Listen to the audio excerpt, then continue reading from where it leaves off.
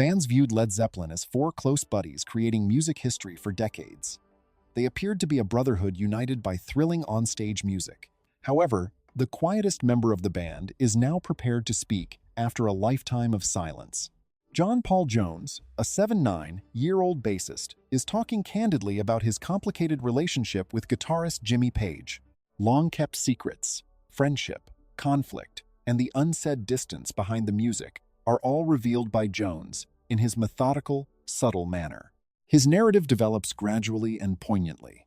It is a story of artistic connection, silent heartbreak, and moving insights from a guy who saw Led Zeppelin firsthand. In the background, John Baldwin was a prodigy. He composed songs for famous vocalists and played bass lines as a youngster in London in the middle of the 1960s. He moved confidently around smoke-filled studios under the stage name John Paul Jones, letting others steal the show while he worked behind the scenes to create the sound. He first met Jimmy Page, a guitarist and fellow emerging studio star, on this busy session circuit. Jones's bass or keyboards and Page's furious guitar chords were frequently included in the same songs. Their relationship was completely business, despite the courteous nods they exchanged across the studio floor. It was customary for session players to keep things professional back then. Jones subsequently noted that you didn't reserve your friends. They hardly spoke with one another after hours, despite playing on the same tracks and appreciating each other's skills. Unspoken respect was still developing, though.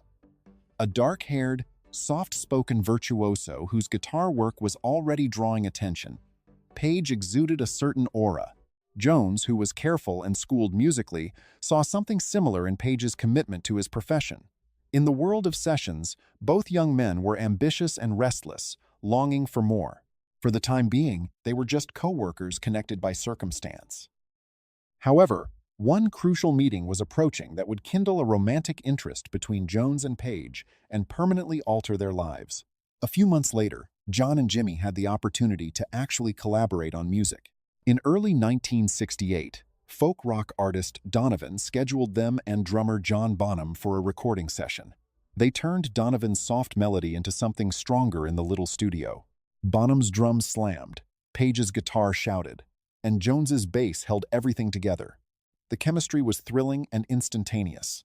As he and Page pushed the music into uncharted territory, Jones experienced a pleasure. Jones and Page exchanged a sly look as Page launched into a blazing solo. They had made a remarkable discovery. Jones realized at the end of the session that he was unable to resume his existence in the shadows. Page was seeking a fresh path after the breakup of her Yardbirds. Jones saw an opening and volunteered to play with whatever band Page went on to build. Jones was welcomed on board by Page, who happily shook his hand. Their destinies came together on a common road at that silent moment. They retained Bonham on drums and swiftly signed a teenage singer called Robert Plant. The synergy was further sparked at their first rehearsal in August 1968. The four created a massive wall of sound as they jammed in a small London basement. Plant's soaring vocals blended with Page's riffs, while Jones's bass locked with Bonham's thundering drumming. The four musicians looked at each other in shock as the song came to an end. Jones would subsequently remember that the entire room simply erupted. They were aware that they had captured lightning in a bottle. The quartet soon adopted the name Led Zeppelin. A sideman was no longer John Paul Jones. He was a co-founder of a band that was on the verge of global success. Jones and Page stood side by side as they finished their debut record and embarked on their tour, excited to introduce the world to their daring new sound. The stratospheric rise of Led Zeppelin had begun. Together, Jimmy Page and John Paul Jones would mold the band's sound over the ensuing years, leaving a lasting legacy. However, subtle conflicts and divergent personalities started to surface even as they reached new heights together. Page and Jones solidified their status as Led Zeppelin's sound designers with the band's quick ascent. They were an unusual match made in heaven in the studio. Page, the bold producer and guitar virtuoso; Jones, the quiet arranger and multi-instrumentalist. Together, they created a sound that was surprisingly subtle and thunderously powerful. Jones would discover the musical glue to keep everything together, whether it was a delicate keyboard layer or a heavy bass rhythm, while Page would unleash a ferocious riff or experimental notion. Led Zeppelin stood apart from other bands of the time with this harmony of fire and moderation. One groundbreaking song after another was powered by their cooperation. Jones added swing and refinement to Page's raw blues concept. Jones came up with the twisting main riff for Black Dog, and he added ghostly recorders to Page's acoustic opener for Stairway to Heaven, giving the song its ethereal beginning. Jones became known as the band's hidden weapon due to his modest flexibility. Jones effortlessly supplied whatever strange instrument or unique arrangement was required for a song. His skills expanded Zeppelin's musical horizons, and he did it all without chasing attention, willing to let Page and Plant take center stage while he worked his magic. On stage, Jones anchored the sound from the shadows, while Page and Plant controlled the spotlight. He kept the music tight and filled in when necessary, frequently playing both bass and piano simultaneously. If Page strayed into a long jam, Jones easily followed, keeping the beat with Bonham or shaping the moment with an organ flourish. Based on years of trust, their onstage connection was almost psychic. Led Zeppelin was the largest rock band by the middle of the 1970s, and the Page-Jones collaboration fueled the band's innovation. They seldom ever openly complimented one another. Although Jones remained modest and Page basked in his reputation as a guitar god, their profound affection for one another was clear in the music. They both realized that without each other's talents, Zeppelin wouldn't be the same. Their relationship was essentially professional, developed over many hours of coordinated effort. Page and Jones appeared to work in perfect harmony during Led Zeppelin's heyday. However, when the band peaked, silent conflicts started to arise due to prominence and conflicting personal rhythms. Soon, the guitar hero and the secret weapon bassist would have to negotiate unspoken strains beneath the surface of the song. On the 7th of July 1980, Led Zeppelin and John Bonham performed for the last time in Berlin. As Jones left the stage that evening, he was unaware that it would be their final performance together. Led Zeppelin ended abruptly after Bonham left a few weeks later. As the band permanently broke up, Jones grieved in private and completely disappeared from the public eye. The band's disparate lifestyles were one cause of conflict. Page and drummer John Bonham engaged in excessive, crazy after-show partying and other behaviors as the 1970s progressed. Jones, on the other hand, was a married parent who valued sleep or a calm evening above partying all night. Jones may be reading a book or sipping tea in his hotel room as Page and Bonham argue into the wee hours of the morning. The band was frequently divided into two camps due to this temperamental difference, the more grounded Jones and Plant, and the hard-living combination of Page and Bonham. "We never really interacted as a band," Jones later said. Offstage, each person did their own thing. Despite their connection on stage, Jones and Page never became close friends in real life because of their lack of genuine companionship off the clock, which helped prevent several confrontations. Cryat.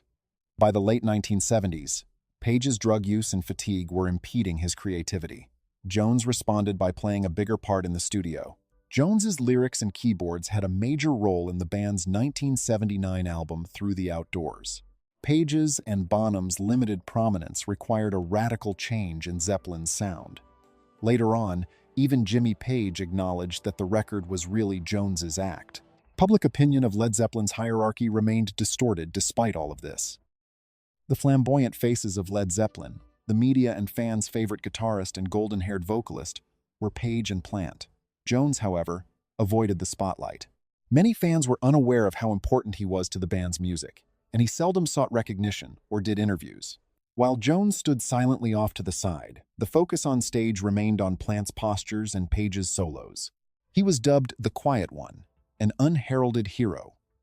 Although the public frequently ignored him, insiders were aware of his value. Led Zeppelin had reached unthinkable heights as the 1970s concluded, but they were also deteriorating. Although Jones and Page maintained their professional respect and never engaged in overt conflict, an imperceptible gap had arisen between them. Bound by the same thundering engine, they had transformed into two very different men, no longer the youthful idealists they had once been. As Page grew further lost in his reverie, Jones continued with austere professionalism. Their connection was slowly becoming more and more strained. Led Zeppelin's demise was imminent. Tragic circumstances would soon follow triumph, pushing Jones's and Page's tense relationship to the brink. John Paul Jones was the epitome of a quiet genius during Led Zeppelin's prime. Because of his humility, he was sometimes overlooked despite being the steady hand in a band full of colorful personalities and a gifted guitarist who never sought to show it off. While Robert Plant became a golden rock king and Jimmy Page became a near-mythical guitar hero, Jones remained in the background, admired, but hardly honored. His crucial contributions seldom made headlines since he seldom courted the media. Eventually, Jones became used to being the unsung hero. In interviews, he complimented his bandmates while downplaying his own accomplishments. On the outside, he appeared content to let Page take center stage, as long as the music was excellent, and glad to be Zeppelin's dependable backbone. Actually, there were benefits to not being the band's face. He avoided the harsher media scrutiny that Page and Plant faced and was able to move about without being surrounded by people. Later on, he acknowledged that he didn't mind losing out on some of the extravagant rock star treatment. Still, it hurt to be ignored all the time. Jones frequently sneaked off stage almost undetected after performances, while Page and Plant enjoyed thunderous encore acclaim. Photographers flocked around the guitarist and vocalist during award ceremonies and press conferences, but Jones stood courteously apart and was mostly ignored. Although he never voiced complaints, some close to the band felt that he was more discreetly troubled by the lack of attention than he appeared to be. Everyone in the band was aware of Jones's worth. Although his name appeared next to Page and Plant in the songwriting credits, he frequently came across as a supporting figure to the general public. In Zeppelin's narrative, there was a subtle irony between his actual significance and his public persona, and the discrepancy simply became bigger over time. While Jones maintained a low profile throughout the 1980s and 1990s, Page's fame loomed enormous. Jones was hardly addressed by fans, who demanded Page-Plant reunions, as though the band's mainstay had become a footnote. Jones accepted everything for years, even making jokes about his reserved personality. He joked, "I did my share of wild things. I simply completed them in silence." However, one wonders if he ever regretted remaining so quiet, or if he was resentful that his name remained in fine type while his bandmates was recalled in bold.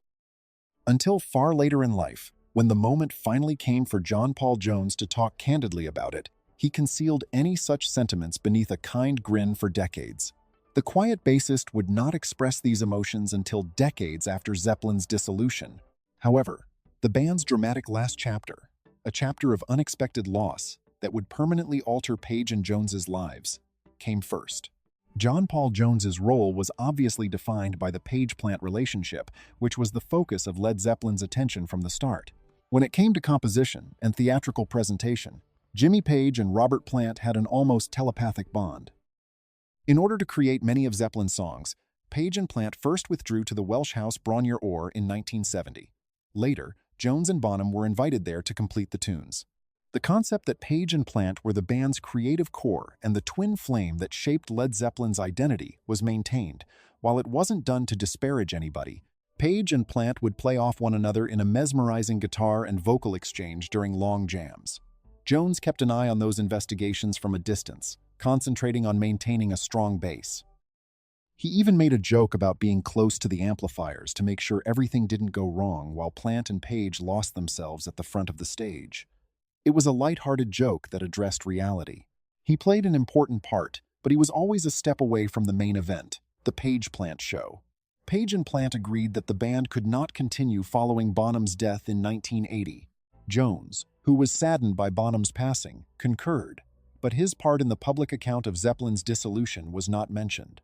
Rarely did the world ask Jones the same question, instead focusing on what Page or Plant would do next. In the 1980s, Page and Plant did temporarily reconvene on stage a few occasions, with Jones playing a minor role. This fueled rumors of a Zeppelin reunion that always focused on the vocalist and guitarist. Jones maintained a modest profile throughout this time, focusing on his family and quiet artistic endeavors away from the spotlight. Without telling or engaging Jones, Page and Plant discreetly started working on a new project in the early 1990s, revisiting Zeppelin's oldies and even penning new songs. This was basically a Led Zeppelin reunion without the bassist. The choice said it all. It seems that the quiet one is not necessary to resurrect Led Zeppelin's legacy. It was a harsh pill for Jones. He was conspicuously excluded from songs he had contributed to for the first time. Jones's courteous quiet was ultimately broken with the Page Plant reunion in the mid-1990s. He was unable to conceal the pain of being ignored after decades of self-control. Jones's genuine emotions would finally come to light when the two former bandmates toured without him. Jones was caught off guard in 1994 when he learned through the media that Page and Plant were regrouping as a pair for an MTV television project, redoing Zeppelin songs, without even telling him. He used humor to cover up his grief, later saying that the only thing he regretted missing was the private jets, and that he found out about their reunion in the press. He was genuinely uncomfortable being left behind the jokes. When Led Zeppelin was inducted into the Rock and Roll Hall of Fame in 1995, the simmering tensions reached a breaking point. Jones said a well-known scathing, "Thank you," while standing on stage next to Page and Plant. "Thank you, my friends, for finally remembering my phone number," he replied with a smile. Page and Plant managed smiles as the audience erupted in laughter. But the meaning was clear. Jones expressed his pain at being left out in one witty sentence. His uncommon public openness struck like a thunderbolt. Jones would eventually get a private apology from Page and Plant. The tension was obvious despite Plant's casual, "I'm parking the car," and excuse to the reporters. Following that evening, Jones resumed his peaceful existence separate from Page and Plant, who continued as a pair. Jones stayed away for the next 10 years. Except for the odd, snarky remark, he hardly brought up Page or Plant, and instead focused all of his efforts on new musical endeavors. The three continued to be friendly yet aloof. They only shared a stage once more for a one-time reunion performance in 2007. In a last lighthearted dig that demonstrated the previous scars had mostly healed over time, Jones joked during the press conference that he was delighted his pals remembered my number this time. Decades of whispered complaints had finally been acknowledged.